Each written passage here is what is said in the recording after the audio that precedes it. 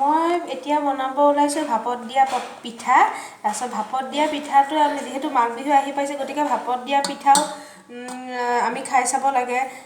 বিহুত যিহেতু বহুত ব্যঞ্জন বনোৱা হয়, গতিকে ভাপত দিয়া পিঠা আমি এবাৰ বনাই চাম, খাই চাম কেনেকুৱা লাগে। প্ৰথমে মই আমি যি ভাত খাওঁ সেয়া চাউল, ভাত খোৱা চাউল খুন্দি লৈ পেলাই তাৰপিছত তাতে সেই পিঠাগুড়িত পানী, তাৰপিছত নাৰিকল ৰুকি ল'ব।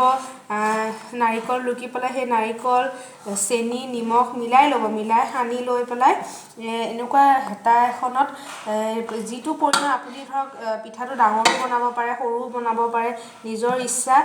মই ইয়াতে অলপ 2-3 চামুচ পিঠাগুড়ি লৈ লৈছোঁ। তাৰপিছত প্ৰেছাৰ কুকাৰত গৰম পানী কৰি ল'ব, কাৰণ এইটো ভাপত দিয়া পিঠা ন, গতিকে ভাপতে হ'ব লাগিব। ইয়াতে এনেকৈ কৰি পেলাই তাৰপিছত এইটো দি দিব।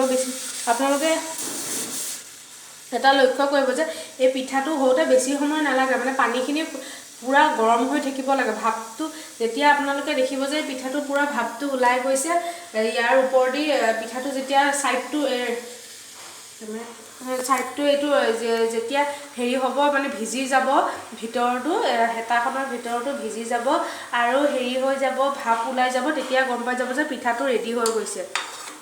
এতিয়া আপোনালোকে লক্ষ্য কৰি থাকক যে কেতিয়া এইটো মই চাই আছোঁ যে কেতিয়া ওলাই, এইটো লৈ পেলাই ৰখি থাকিব লাগিব, তেতিয়াহে আমি গম পাম। অলপ গেছটো বঢ়াই দিব যাতে সোনকালে হওক, আৰু মাজে মাজে গেছটো কমায়ো দিব লাগিব। নিজৰ সুবিধা মতে বনাব, যেতিয়া সময় হাতত থাকে তেতিয়া বনাব। এতিয়া দেখিছে ভাপবোৰ ওলাই গৈছে, পিঠাটো লাহে লাহে হ'ব ধৰিছে। এই ছাইডটোত অলপ অলপ পানী উঠি আহিব ধৰিছে। যেতিয়া সম্পূৰ্ণৰূপে পানী উঠি আহিব, তেতিয়া পিঠাটো হৈ যোৱা বুলি গম পোৱা যাব। পিঠাটো হৈ গৈছে, কাৰণ ছাইডটোৰ পৰা পানী উঠিছে আৰু পূৰা ভাপ ওলাই গৈছে।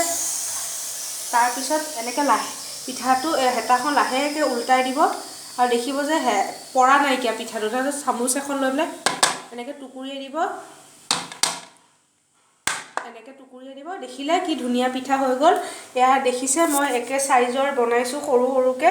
আপোনালোকে নিজৰ ইচ্ছামতে বনাব পাৰে। ডাঙৰ হ'লে ডাঙৰ খাব, সৰু হ'লে সৰু।